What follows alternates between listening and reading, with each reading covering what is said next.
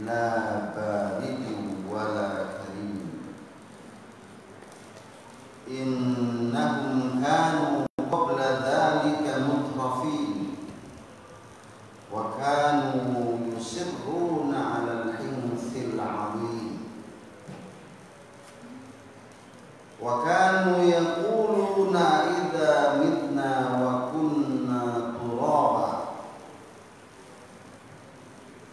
وكنا ترابا وعظاما أئنا لمبعوثون أو آباؤنا الأولون قل إن الأولين والآخرين لمجموعون إلى ميقات يوم معلوم. Al-ayat. Bapak Ibu jamaah Masjid Al-Muhajidin, khusus yang tetap istiqomah dengan ta'lim di masjid yang kita muliakan ini. Mari kita bersyukur pada Allah Subhanahu wa taala. Allah izinkan kita untuk ta'lim kembali di pagi hari yang berbahagia ini. Semoga dengan ta'lim ini seperti yang difirmankan dalam ayat yang lain, kita niatkan Rabbi zidni ilma. Para nabi, para rasul, para salafus salih selalu menjadikan kata-kata ini, Rabbi zidni ilma. Ya Allah, tambahkanlah kepadaku ilmu, warzuqni fahma, dan anugerahkan faham. Ada orang berilmu, bertambah ilmu tapi tidak paham-paham. Jemaah sekalian, selain ilmu kita bertambah, paham kita bertambah, maka semoga juga semakin erat ukhuwah Islamiyah di antara kita. Kata orang menyebutkan semoga bersambung rasanya, berkait hati, duduk bersama, nawaitunya sama-sama hanya ridho Allah Subhanahu wa taala yang dicari. Semoga salam dan selawat Allah limpahkan, Allah curahkan kepada uswah dan qudwah hasanah kita, Rasulullah sallallahu alaihi wasallam. Pagi hari ini kita akan melanjutkan kajian kita di surah Al-Waqiah, surah ke-56 ayat 41. Ini adalah bagian akhir dari firman Allah Subhanahu wa taala yang kita bahas pada episode awal itu. Allah menyebutkan dengan kata-kata wa kuntum, ya, ajwa dan salah. Kalian itu di akhirat akan menjadi 3 golongan. Golongan pertama sudah dibahas, as-sabiqun al-awwalun, 2 bulan. Golongan kedua ashabul yamin, sudah dibahas juga, ya, sampai ketika kita bahas ashabul yamin itu lebih banyak bicara tentang kenikmatan surga, ya, sampai di petikan akhir materi kita disebutkan kalau ada seorang yang menikah, ya, kemudian suaminya wafat, nah ini seorang istri yang diizinkan masuk surga, dia bersuami yang mana? Itu materi yang terakhir yang disampaikan oleh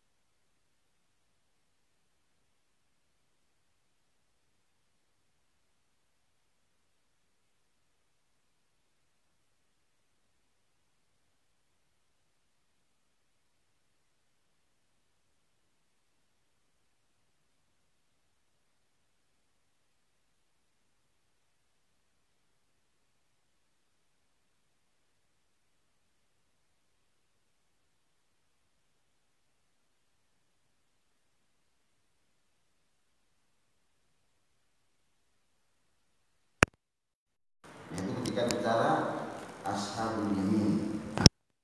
Sekarang kita masuk kepada golongan yang ketiga. Wa ashabus shimali ma ashabus shimal. Dan golongan kiri. Ma ashabus shimal. Apa itu golongan kiri? Kita harus tahu golongan kiri, ya, agar kita bisa menghindari. Harus tahu juga kriteria golongan kiri, agar kriteria itu bisa kita hindari, bisa kita jauhi. Menyebutkan tentang golongan kiri itu, mereka fi samumil wahamim. Hamim, haknya kecil. Golongan kiri itu berada di samum. Samum itu adalah angin, ya, yang amat panas. Angin yang amat panas. Kalau bapak-bapak mau coba bikin api unggun, maju sedikit ke depan. Kalau ada angin tuh terasa panasnya seperti apa. Ini lebih dari itu. Golongan kiri disebutkan dalam azab samum, dia berada di, ya, kondisi angin yang sangat panas. Wahamim, dan dia mendapatkan air panas yang mendidih.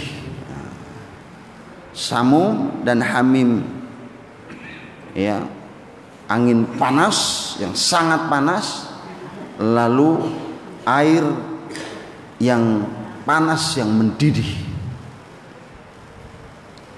Di mana dia? Dhillim miyahmum. Dia berada di naungan yang, ya, disebut di sini miyahmum. Naungannya itu penuh asap hitam. Sebulan yang lalu, bukan sebulan, 2 pekan yang lalu kita menyaksikan saudara kita di Kalimantan, di Riau, ya, kita pantau posisi udaranya seperti apa, ya, itu mata, lalu terhirup oleh paru-paru kita, udah berapa banyak bayi yang wafat. Ini disebut golongan kiri itu berada di dhilli miyahmum, ya, dipenuhi, mungkin lebih enak bahasanya, digulung dia, ya, oleh, ya, asap hitam yang tebal, ya, asap hitam yang tebal. Saya kira nggak perlu dilinci, paham itu. La baridi wala karim. Nah, ini masih menyebutkan tentang begitu dahsyatnya siksa itu. La baridi wala karim. Boro-boro sejuk, boro-boro menyenangkan. Tidak sejuk, tidak menyenangkan, tidak enak. Ya. Asap biasa aja nggak enak. Ini asap hitam yang tebal. Keadaan golongan kiri berada di dalam azab yang digambarkan dalam 3 ayat. Fi samumi wa hamim wa dhillim miyahmum la baridi wala karim.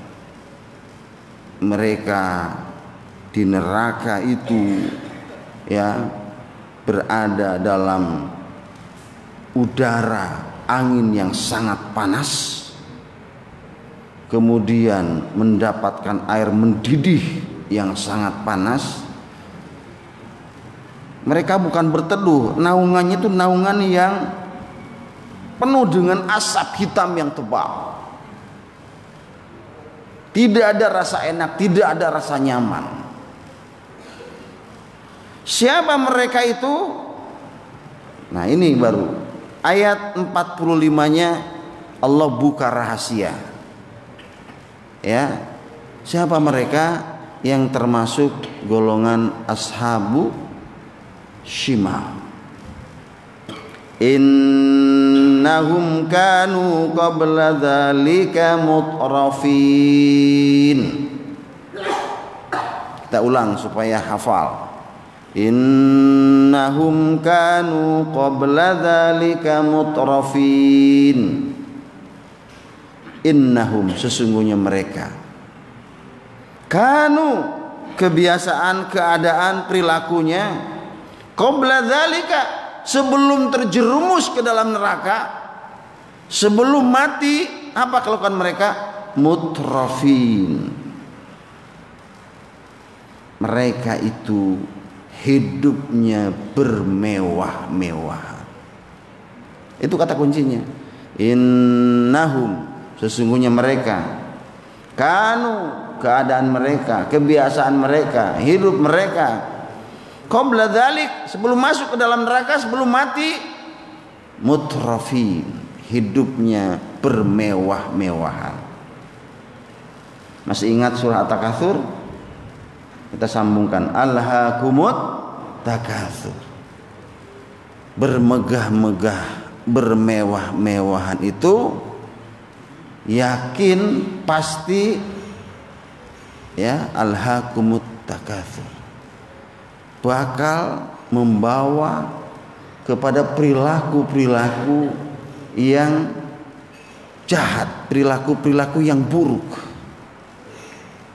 telah menyesatkan, telah menjerumuskan, telah membawa kepada apa? Alhaakumut takatsur, kepada bermewah-mewahan. Ayat ini langsung menyebutkan mereka mutrafin, yang hidup bermewah-mewahan. Ya.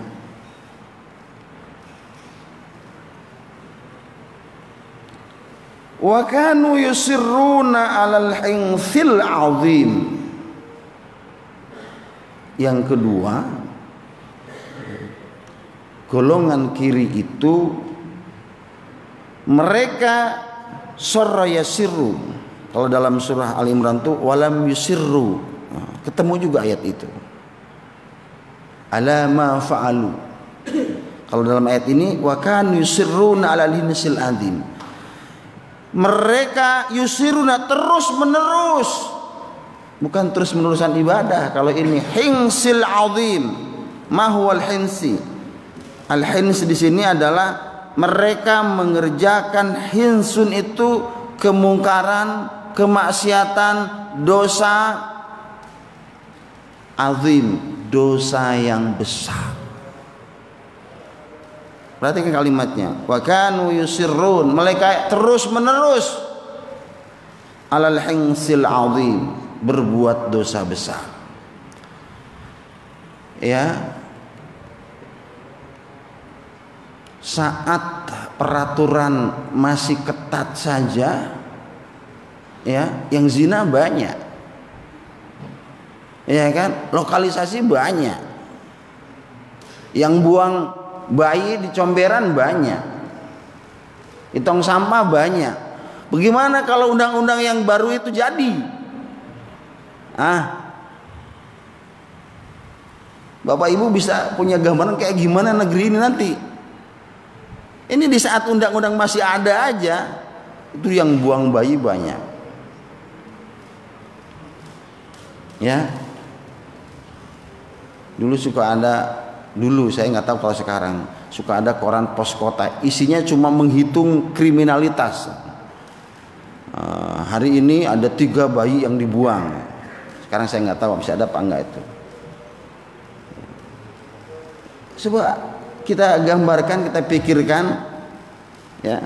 Ayat ini menyebutkan perilaku golongan kiri, golongan yang menghendaki negeri ini hancur berantakan, penuh dengan kemaksiatan, dijungkir balikan seperti negeri-negeri yang pernah Allah hancurkan. Ketika dakwah terus dihalangi, ketika umat segitu-gitu saja, dan ketika sudah selesai tugas Nabi Nuh, Allah akhirnya hanya menyelamatkan yang beriman saja dan menenggelamkan semua penduduk bumi. Habis dah. Ketika Nabi Soleh diganggu, ya, udah jangan diganggu, terus aja diganggu oleh umatnya itu, ya. diingatkan, diganggu lagi, diingatkan, diganggu lagi. Apa yang terjadi? 7 hari 7 malam, panas, angin kencang. Ya. Ketika Nabi Yunus ya terus menyampaikan dakwah, selalu mendapatkan penolakan, gak henti-hentinya. Sampai Nabi Yunus punya inisiatif untuk geser berhijrah ke sebelah agar ada leluasa untuk berdakwah. Tapi apa yang terjadi? Dan seterusnya dan seterusnya. Bapak Ibu rahimakumullah, kan yusirruna ala hinsil azim, mereka yang hidupnya berpoya-poya, mutrafin tadi berpoya-poya, dan yusirruna ala hinsil azim, terus melakukan dosa-dosa besar.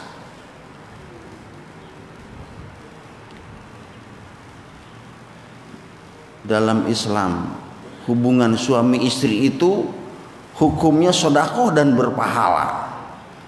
Di negeri ini katanya, karena saya belum lihat undang-undangnya, baru katanya aja, orang hubungan suami istri lalu katanya melaporkan, malah 12 tahun di penjara. Ini cerita negeri apa kira-kira gitu kira-kira? Nah, dalam Al-Quran itu seorang menyalurkan syahwatnya yang sah kepada istrinya itu berpahala. Para sahabat bertanya, bagaimana ya Rasulullah kau berpahala? Nah, Rasulullah balik bertanya, bukankah ketika seorang menyalurkan syahwat birahinya kepada tempat yang haram dia mendapatkan azab? Begitu pula ketika dia menyalurkan syahwatnya, hasratnya kepada istrinya yang sah, maka dia mendapatkan pahala. Lah sekarang di negeri entah barantah itu ternyata justru kalau ada yang mau melaporkan itu dihukum 12 tahun penjara. Kayaknya kitab yang namanya Ukul Zain, nah ini ada namanya Pak Zain, tapi ini kitab ya. Itu sepertinya di pondok-pondok pesantren tuh saya selesai tuh Ukul Zain itu. Ya, bicara tentang hak suami istri. Makanya kalau orang selesai di pondok tuh pengen buru-buru nikah gitu. Kenapa? Karena harus menyelesaikan kitab itu, udah selesai, berarti udah tamat ya. Itu bicara tentang hak suami istri. Ya, terutama bagaimana perilaku istri kepada suaminya. Tuntas tuh di kitab itu. Ya. Seorang istri, seorang suami yang menceritakan hubungan saja ke orang lain itu diancam dosa besar. Itu dalam Islam loh. Bukan mengadukan, ngomong doang. Gitu amat ya suami saya. Emang gimana Jeng? Kebuka dah. Tahu tuh dia, itu diancam dosa besar. Atau suaminya mentang-mentang lagi kumpul sama teman-temannya, istri gua mau begini-begini. Gimana sih? Gini-gini. Wah, diceritain, lupa dia ngomongin hubungan intim mereka kepada orang lain, diancam dosa besar. Allahu Akbar. Kita lanjutkan. Kalau dosa-dosa kecil bapak-bapak, al-jum'atu ilal jum'ati, ya kan, mukaffaratun lima bainahuma, al-umratu ilal umrah, ar-ramadan ila ramadan. Pakai syarat kan, idza tunibatil kabair. Jum'ah ke Jum'ah jadi kifarat, umroh ke umroh jadi kifarat, Ramadan ketemu Ramadan jadi kifarat. Kan pakai syarat. Kalau dia tidak melaksanakan dosa besar. Nah ini golongan kiri itu melaksanakan dosa besar. Yang paling besar banget apa Bapak Ibu? Dosa yang paling gede banget apa? Inna syirka la zulmun azim. Kesyirikan. Kesyirikan.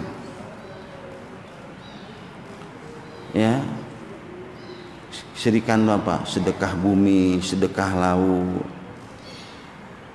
sedekah macam-macam lah, sedekah yang berujung bukan lagi untuk Allah tapi untuk para penunggu katanya. Ya, potong kambing, timbun palanya, potong sapi, timbun palanya, potong ayam, kucret itunya apa namanya, darahnya. Itu semuanya kategorinya syirik. Apakah hari ini masih ada? Saya kira banyak. Malah sekarang wa iya nauzubillah nggak tahu pakai pendekatan apa gitu, tapi seolah-olah sudah menjadi sesuatu yang biasa gitu. Dicari-cari di daerah ini dulunya gimana sih? Oh, di sini ada budaya begini, ya. Oh, coba kita hidupin lagi. Begini, dihidupin lagi sekarang di mana-mana. Ya. Budaya yang berbau kesyirikan itu sekarang dihidup-hidupin lagi. Rupanya dia udah lupa tuh kasus setelah NTB terus kemana ya? Palu ya, Poso dan Palu. Ya, dosa besar Pak, dosa besar syirik, zina dosa besar, khamar dosa besar, itu dosa besar semua kategorinya. Syirik, zina, judi dosa besar. Apalagi Pak? Banyaknya anak yang durhaka kepada orang tua dosa besar. Dosa besar yang masuk mau undang-undang. Istri-istri yang akan mengadukan. Kesempatan gua sekarang bisa ngaduin nih suaminya nih. Udah gak demen banget sama suami. Aduin aja udah 12 tahun dia tuh tahu di penjara. Emang dia enak tinggalin suaminya 12 tahun. Itu dosa besar tuh. Itu dosa besar itu. Dosa besar sekarang justru pakai undang-undang. La haula wala quwata illa billah. Gimana ini? Ya. Kebaikan, ya, perintah Allah malah kemudian diancam. Apalagi dosa besar banyak sekali. Bapak Ibu rahimakumullah, yang hidup berpoya-poya, bermewah-mewah, tetap melakukan dosa besar, nggak tobat-tobat. Ini yang ketiga nih. Poin yang ketiga, siapa yang berada di kelompok, ya, golongan kiri itu, wa kanu yaqulun, dan orang yang ngomong. Ngomong berarti dia punya keyakinan. Apa ngomongnya? Aidza mitna wa kunna turaba wa idhama a inna lamab'utsun. Gini ngomongnya nih. Orang yang ngomong kayak gini, ya, apakah kami nanti sudah aidza mitna, kami sudah mati, wa kunna turaba, kami sudah jadi tanah, wa idhama, sudah jadi tulang belulang, a inna lamab'utsun, emang kita bakal dibangkitkan? Berarti poin ketiga apa Bapak Ibu? Ragu terhadap hari berbangkit. Iman kepada rukun yang kelima dan yang keenamnya, iman kepada hari akhir, ya, itu ragu dia. Ya, ini balik ke rukun iman. Jadi golongan kiri golongan yang meragukan, apa benar ada azab kubur, ya. Akhirnya dari berbagai celetukan, kemudian ocehan, lalu berbagai pretelan segala macam, udah dibikin saja itu kuburannya yang terbuat dari marmer biar malaikat nggak bisa nembus, ya kan, dia bisa masih ragu, dia dibuat dari marmer, ya kasih semen yang kuat, ya dia masih ragu. Berapapun kuburan itu dibeli, yang penting nanti tidak kena azab. Bapak Ibu rahimakumullah, jadi ayat 47 mereka orang-orang yang aidza mitna wa kunna turaba wa idzama ainna lamabutsun. Kami kan nanti udah mati, udah jadi tanah, udah jadi tulang belulang, udah terus berserakan kemana-mana, emang kami bisa dibangkitkan? Ragu dia. Makanya di surat Al-Baqarah di ayat yang kelima itu wabil akhiratihum yuqinun.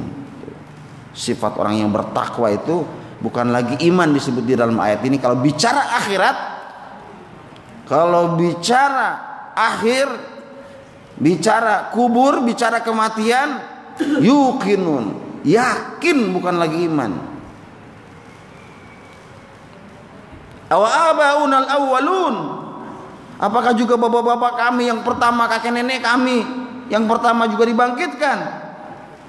Allah menjawab, qul innal awwalina wal akhirin. Katakan kepada mereka yang masih ragu, ya, innal awwalina wal akhirin, ayat 49, benar-benar mereka itu, ya, yang paling pertama sampai yang kemudian yang paling akhir, yang merasakan terjadinya kiamat, akan diapain?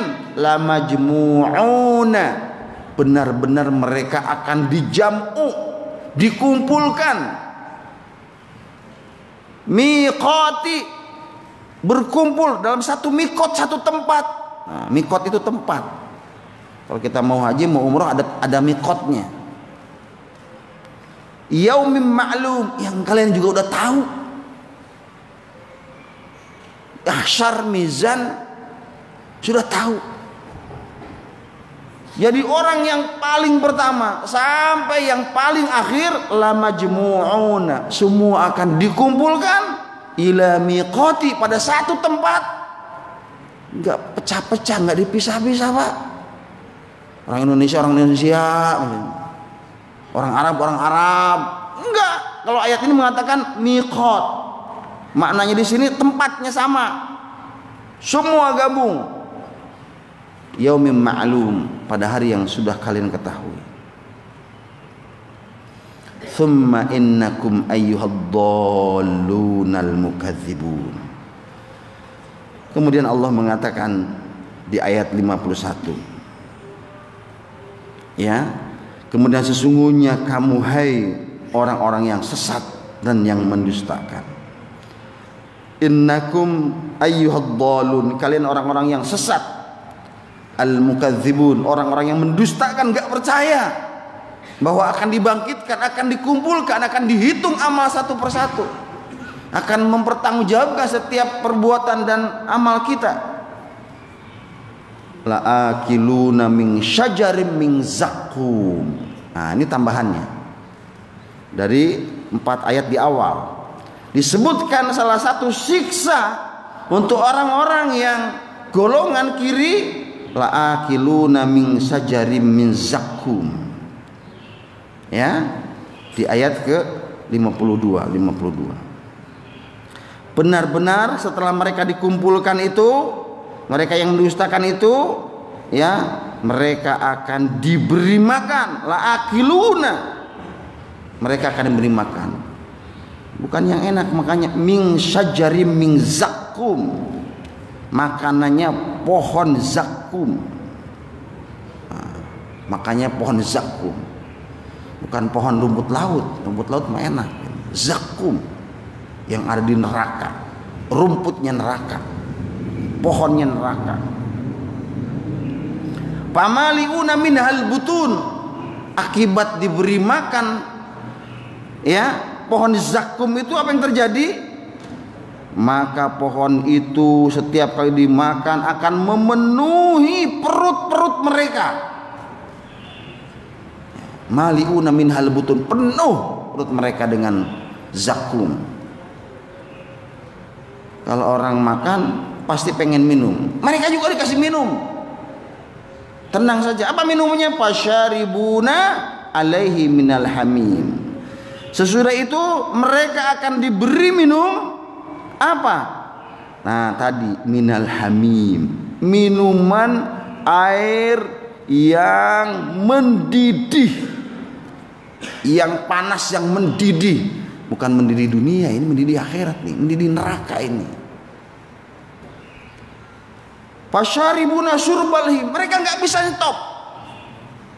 Walaupun air panas yang mendidih, mereka terus minum sampai diibaratkan seperti minumnya unta yang haus. Disedot, terus saja dia nyedot begitu. Ya. Hadza nuzuluhum yaumaddin. Hadza nuzuluhum yaumaddin. Inilah, ini namanya kata-kata ledekan. Ya, kalau orang ahli majazi, belajar majazi, ini adalah hadza nuzuluhum. Ini adalah hidangan. Ya. Nuzuluhum yaumaddin, untuk mereka pada hari pembalasan. Bapak Ibu udah tahu ya, mereka terus menerus dikena angin yang sangat panas, lalu mereka juga minum ya air yang mendidih, ya, makan pohon zakum dan minumannya air mendidih minal hamim. Itu terus berlangsung, terus menerus mereka berada di neraka. Itulah golongan kiri. Kita bertawud, isti'adzah kepada Allah Subhanahu wa taala.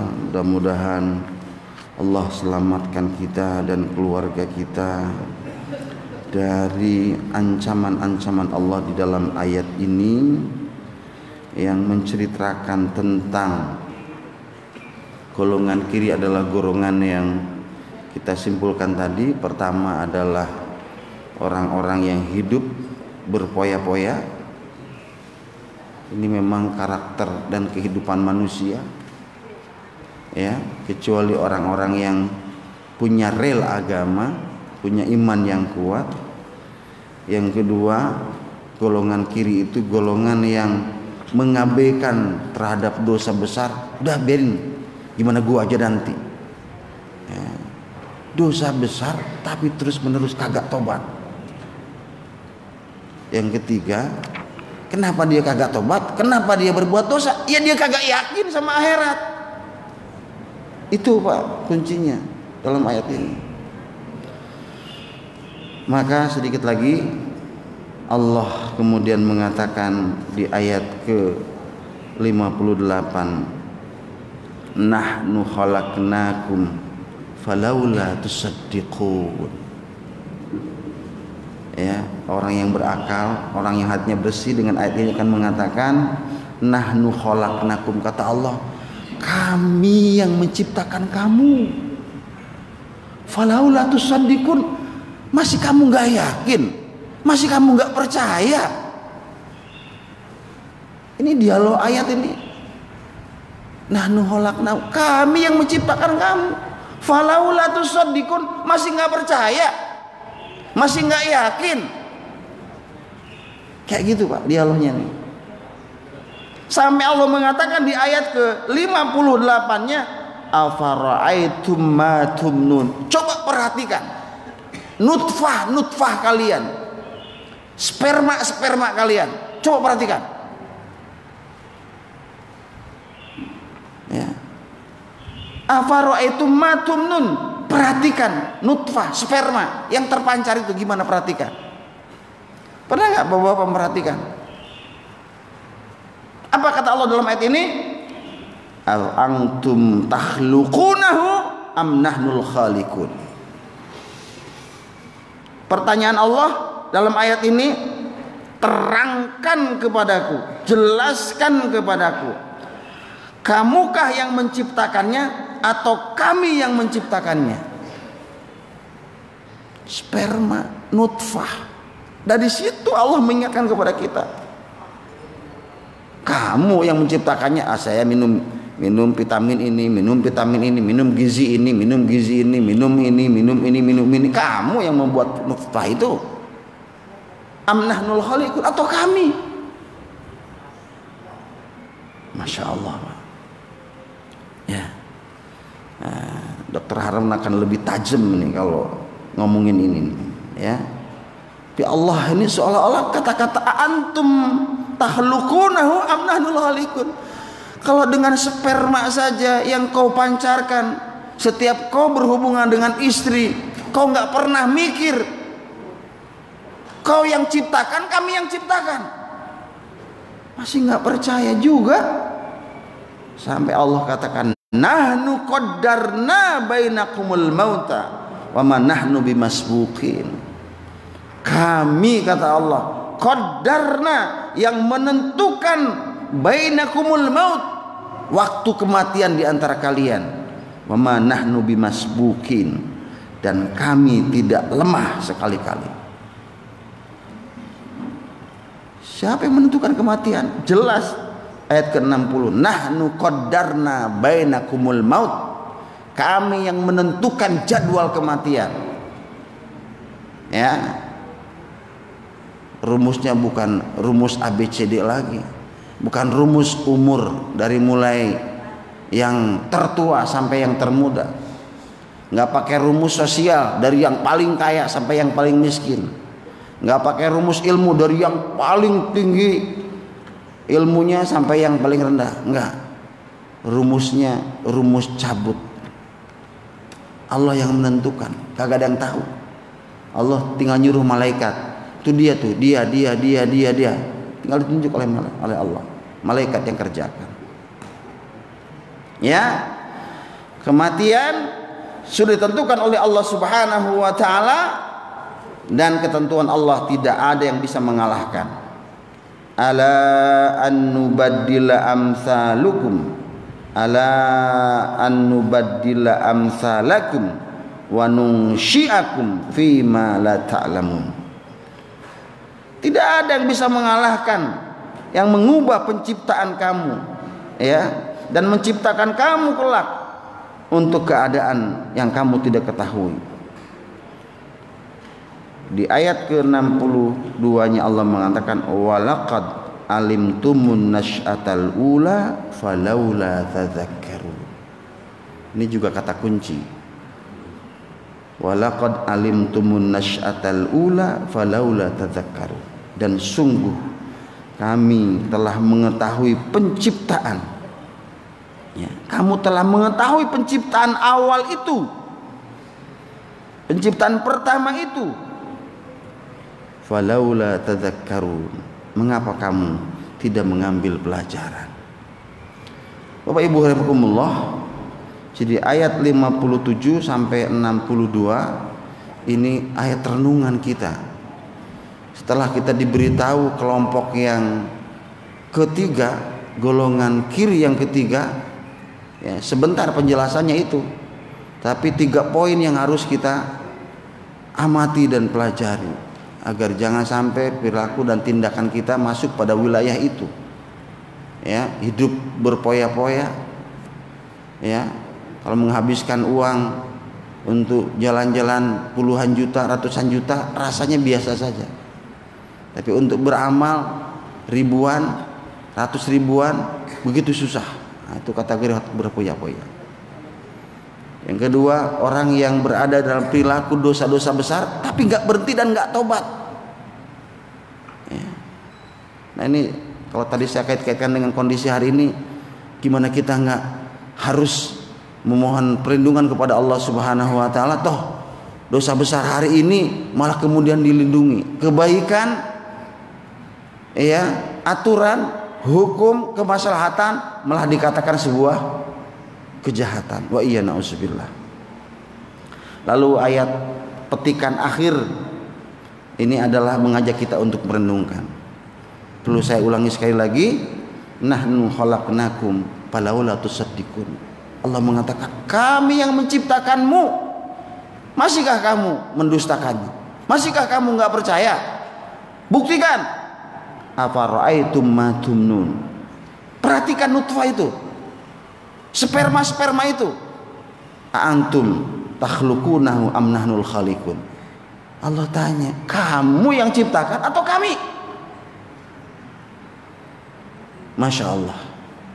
Jadi kita diajak untuk berpikir, diajak untuk merenung tentang ciptaan Allah Subhanahu wa taala. Dari mulai sperma prosesnya itu kan datu sampai pada waktu kematian sudah ditentukan oleh Allah Subhanahu wa taala. Maka disebut proses awal terpancarnya sperma dan disebut akhir qaddarna bainakumul maut, kami yang menentukan kematian itu.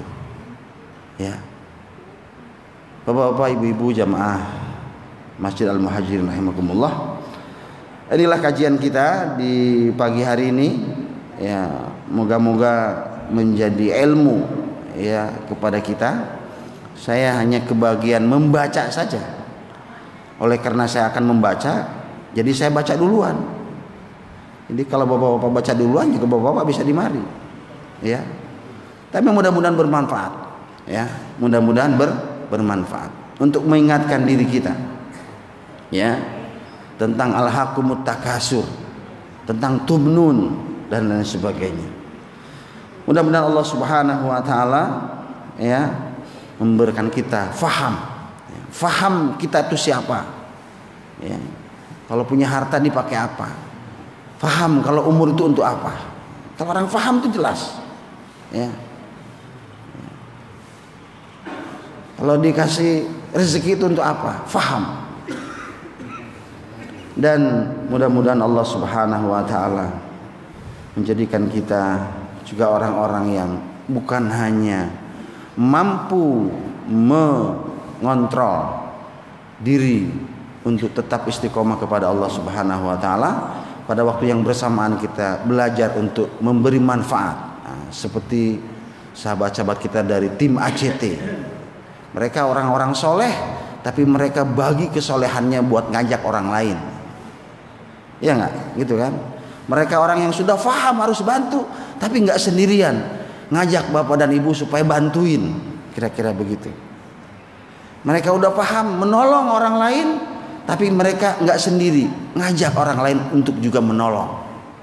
Saya pernah nge-share di masjid itu data yang valid tentang korban di Wamena itu dari ACT. Ya, saya sempat share juga di masjid ini.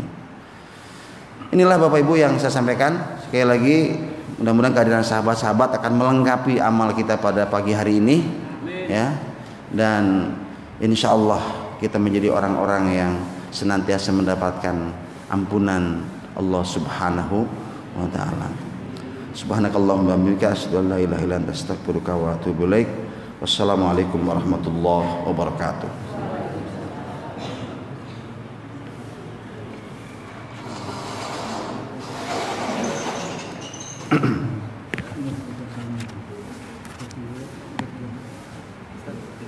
Fadhal, langsung.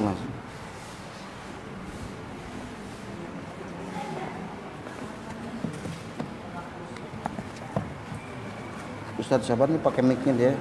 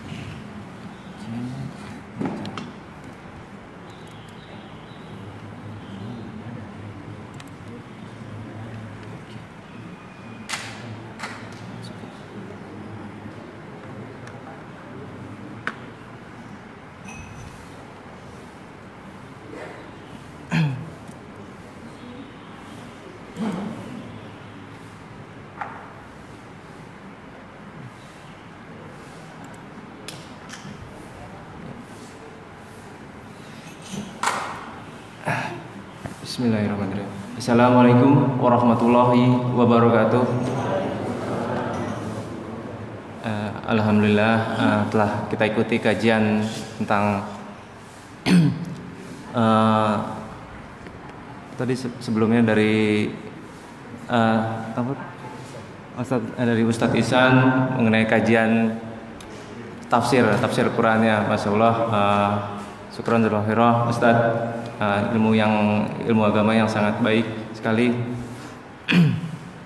Ya, perkenalkan saya Leo dari Aksi Cepat Tanggap. Ingin sedikit menyampaikan perihal tentang bencana kemanusiaan yang ada di Wamena. Perlu diketahui bencana di Wamena ini merupakan bencana yang kemanusiaan yang sangat eksodus ya, tidak disangka-sangka, yang membuat sebagian dari masyarakat, hampir di seluruh masyarakat di Papua, di Wamena ini semuanya pergi meninggalkan kota Wamena. Ada apa sebenarnya di sana? Mari kita ikuti kajian ini. Sebelumnya saya coba menyetel video tentang Wamena.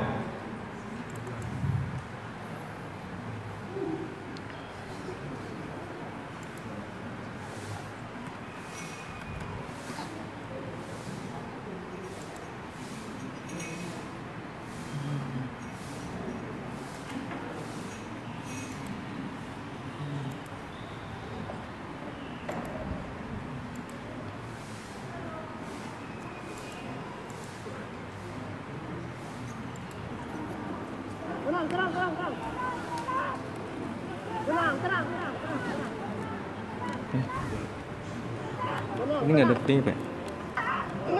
Ada speakernya.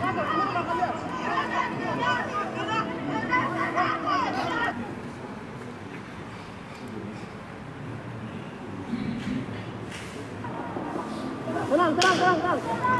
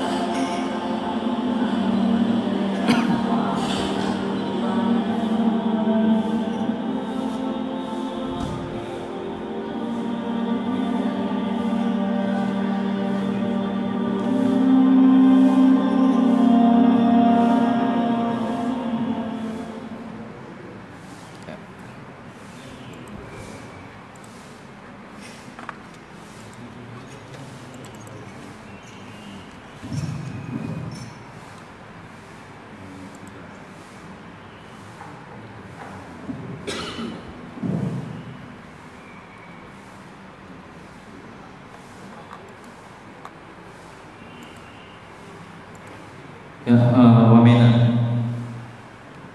Wamena adalah suatu pulau yang ada di kita ketahui ada di Papua bagian tengah ya. Di sana sebuah pulau yang daerah yang sangat indah. Kenapa? Karena di sana berdiri suatu gunung yang tertinggi di Indonesia, Gunung Jaya, dan ada lebat Balium yang membuat para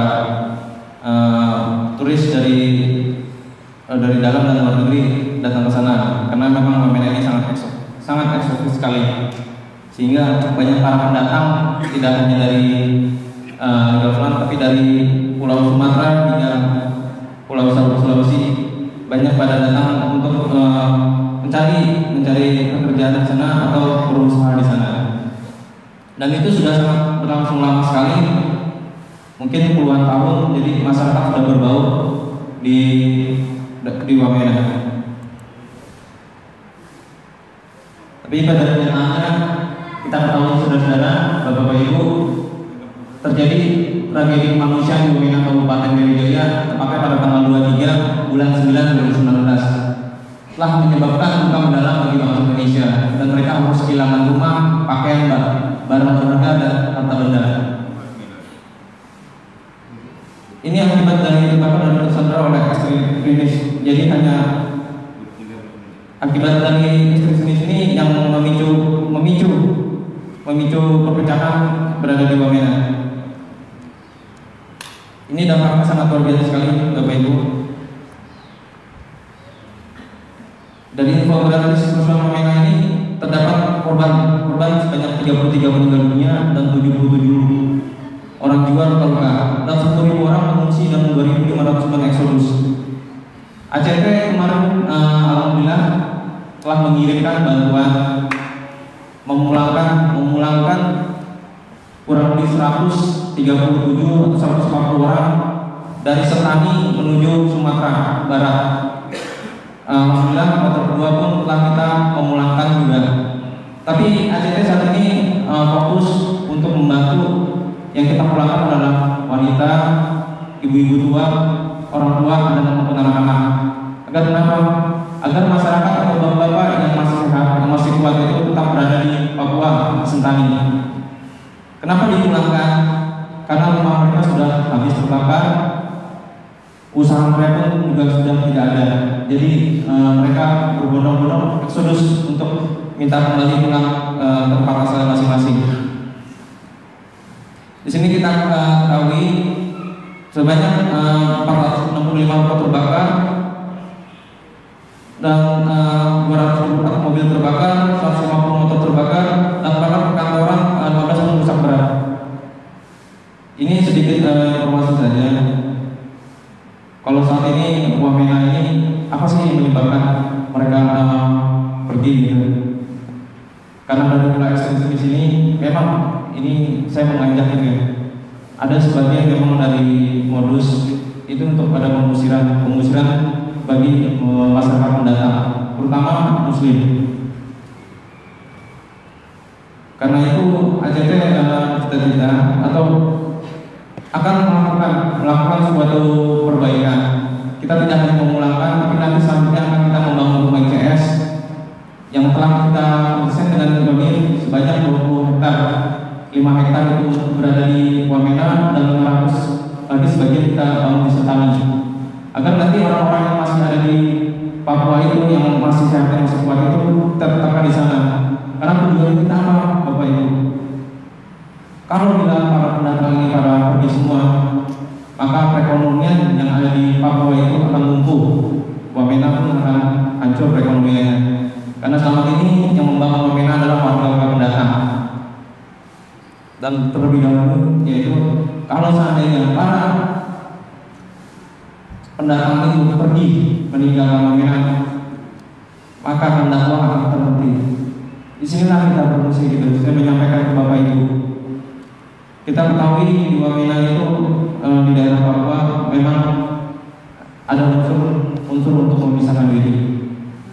Tapi dalam pihak itu memang mereka tidak ingin Muslim di sana berkembang. Nah untuk itu ini suatu jihad yang Bapak Ibu ya. Seperti kita ketahui seperti orang muhajirin pergi, tapi untuk kembali untuk melakukan Fathul Mekah. Proyek itulah sekarang masyarakat di Wamena ini yang akan kita bantu. Jadi kita buatkan mereka, kita kembalikan dulu mengembalikan dulu para anak dan orang tua dan ibu-ibu hamil untuk kembali ke Gaza.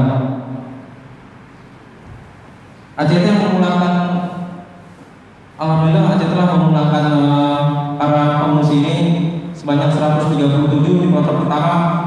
Kita menyewa pesawat yang mungkin kita tahu yang harga tiket di sana itu sebanyak harganya 5 juta sampai 6 juta per orang. Itu kita tanggung dari ACT bersama para dermawan.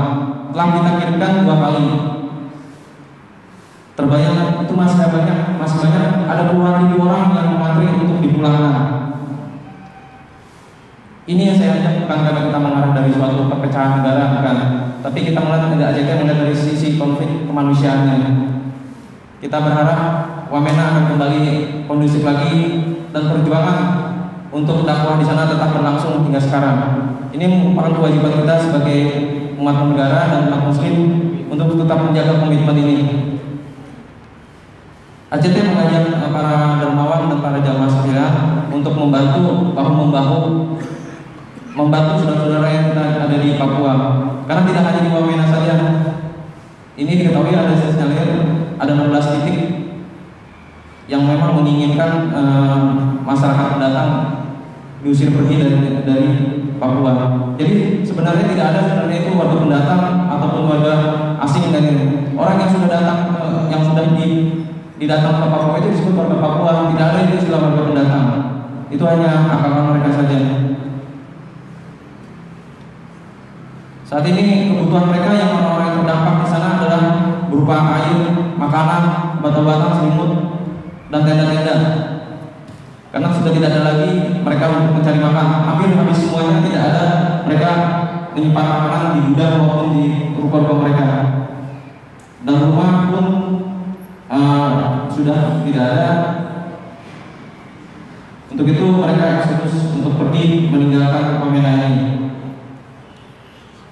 Kemarin dari Presiden Ayudin sana kurang lebih hampir seminggu ya.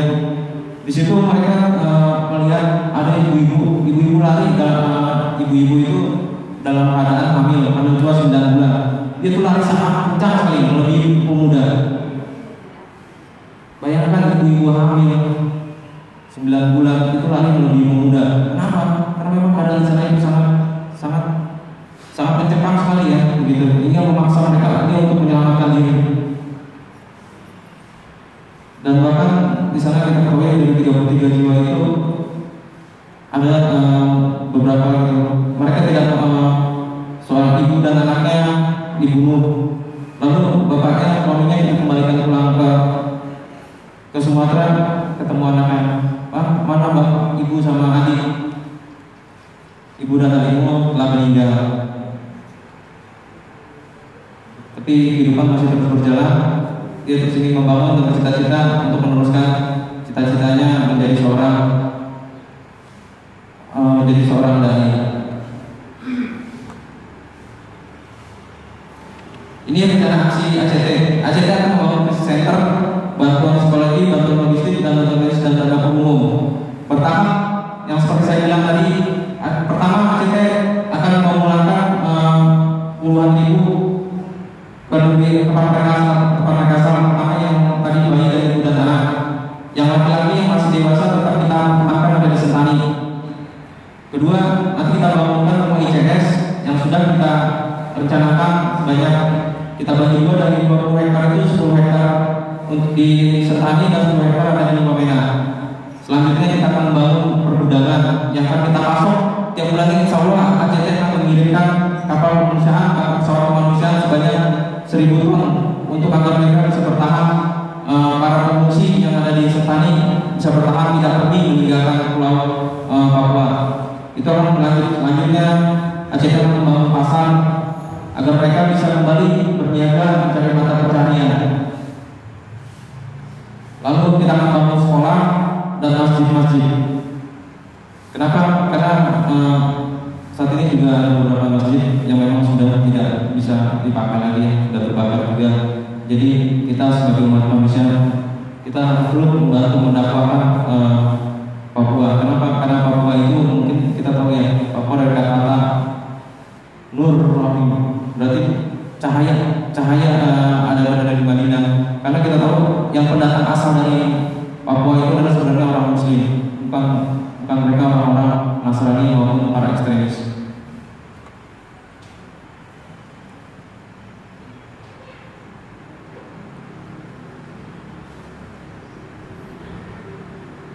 Itu Bapak Ibu ya, untuk saat ini memang ACT membutuhkan bantuan untuk memulangkan para pengungsi yang jumlahnya masih kurang lebih hampir 20.000 orang yang menunggu antrian untuk dipulangkan. Yang kita ketahui ada tiket di sana untuk dari Pulau Sentani ke Sumatera, Pulau Jawa, Kalimantan itu di kisaran harga 6 juta rupiah per orang. Saya nggak mengajak itu, mungkin berat ya satu orang gitu ya, satu orang tiket itu ada 6 juta untuk membantu pulang mereka. Tapi kita sini bersama jamaah, kita bantu semampu kita untuk bisa memulangkan mereka, dan selanjutnya kita bisa berkontribusi untuk membangun masjid-masjid di sana, membangun pasar-pasar dan sekolah-sekolah yang tetap berdiri di Pulau Papua, agar terus dakwah di sana tetap bertahan. Kalau kita tidak membantu, kalau mereka para pengungsi pada pulang, maka habis sudah. Wamena Pulau Papua akan terlepas dari NKRI dan Muslim pun akan berduduk di sana. Itulah Bapak Ibu, ACT menyampaikan kepada Bapak Ibu sekalian tentang ini. Tolong disampaikan kepada jamaah sekalian betapa peristiwa di Wamena ini sangat memerlukan bantuan kita, sangat memerlukan perhatian kita. Karena ini tidak hanya terjadi masalah konflik, masalah kemanusiaan, tapi ini adalah isu kemiskinan. Karena dari isu kemiskinan akan berdampak menjadi isu-isu yang lainnya. Inilah ACT melihat dari segi kemanusiaan dan kemiskinan ini yang sangat memerlukan bantuan kita untuk menjaga keutuhan NKRI terutama di Papua.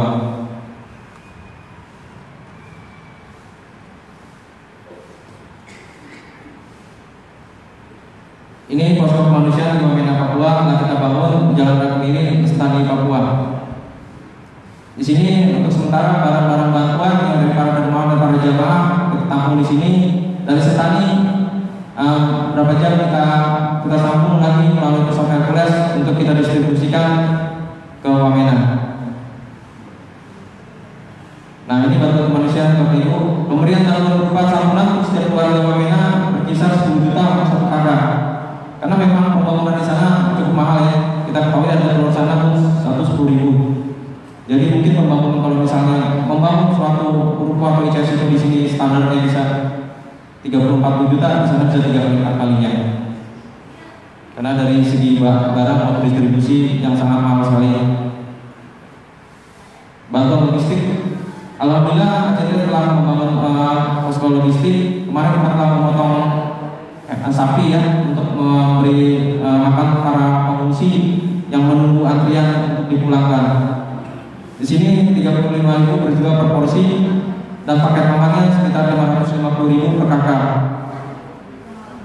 Agar tetap terjaga semangat dan mentalitas mereka, karena kita tahu ya bahwa bila orang sudah mengalami suatu musibah, yang perlu kita pertama adalah perhatian dulu agar mereka tenang, baru kita bisa mengajak mereka, mendapatkan mereka.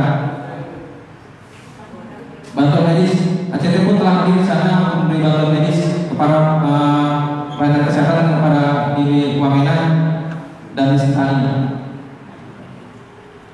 Nah, ini Bapak Ibu bantuan psikolog hasilnya. Kita menghadirkan dari para psikolog ya untuk hadir ke sana untuk menerima mereka, terutama bagi keluarga yang kami tinggalkan, bagi anak-anak yang tidak ada bapak ibunya akibat dari korban pengusiran yang ada di Wamena. Krisis center pun kita bangun di sana untuk mengedukasi tentang keadaan sebenarnya di sana seperti apa.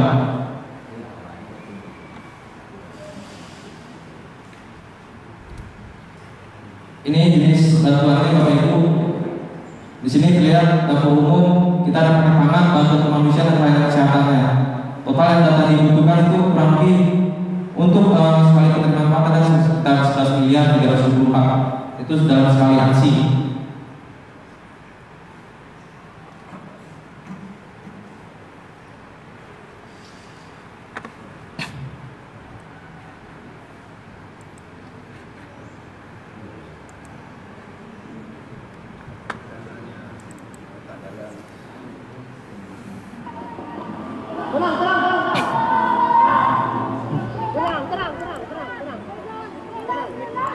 Ya.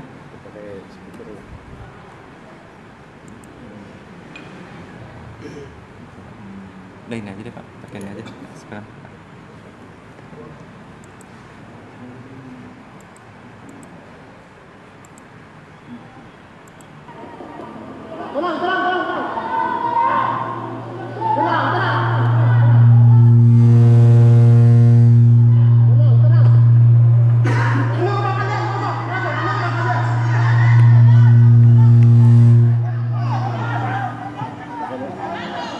Oke,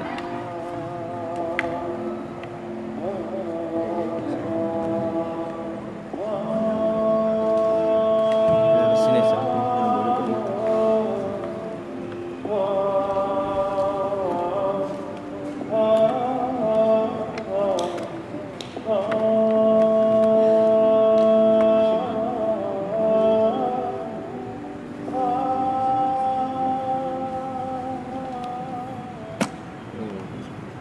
Ya, seperti itu Bapak Ibu tentang perihal tragedi kemanusiaan di Wamena.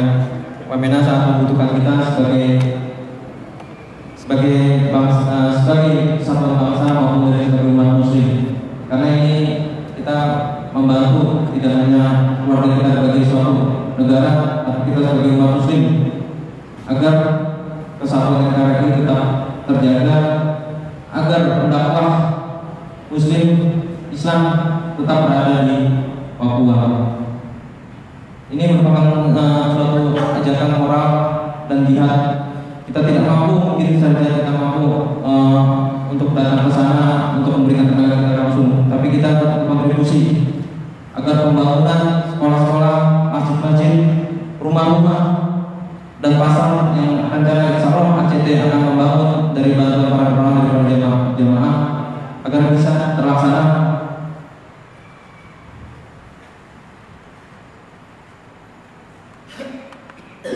Agar Papua tetap berada di pangkuan Ibu Pertiwi.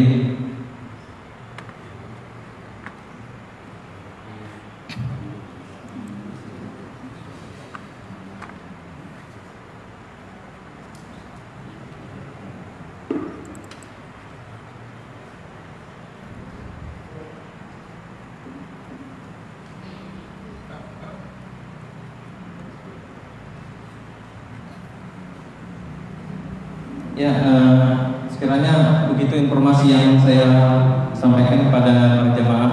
Mungkin ada pertanyaan tentang, ya, Bapak.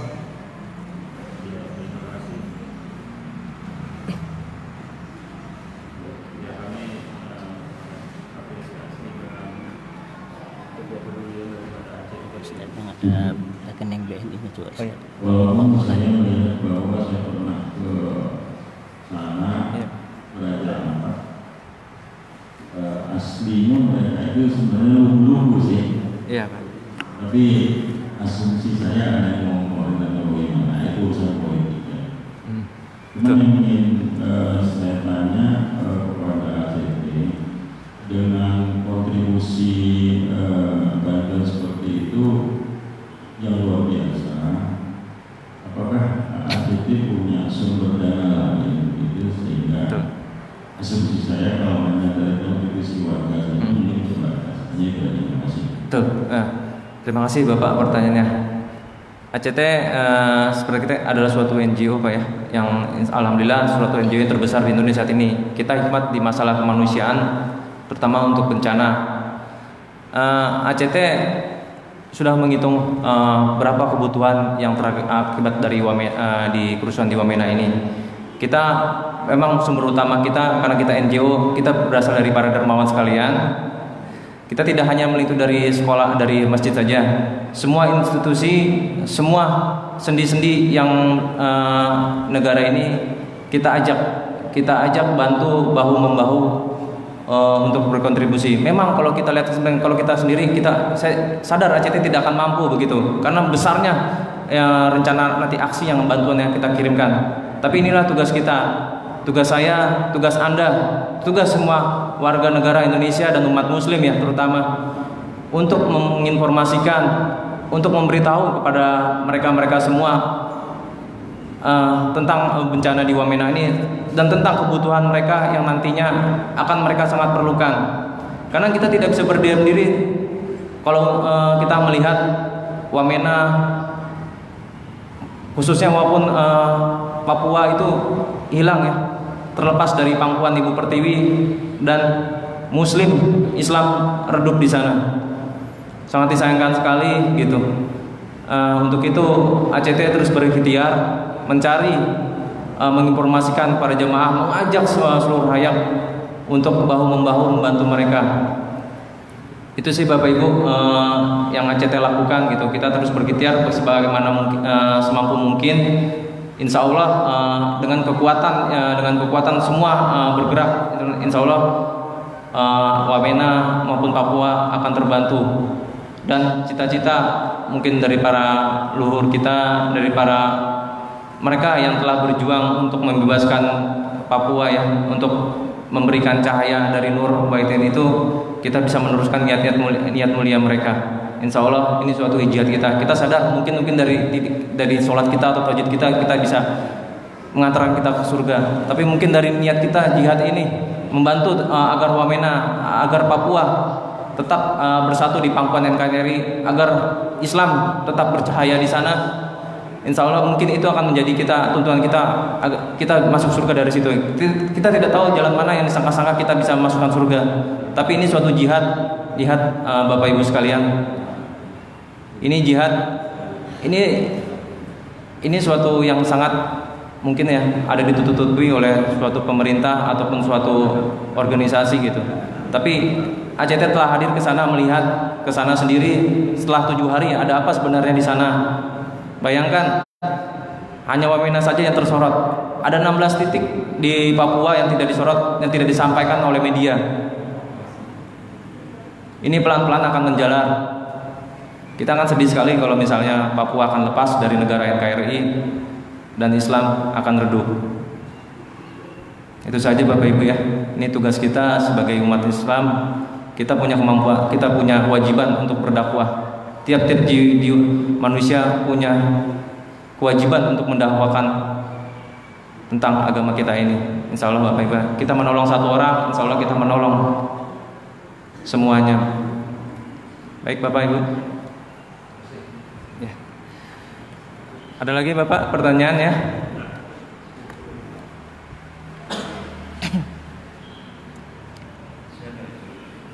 Ya, dari Bapak Ibu bila ingin membantu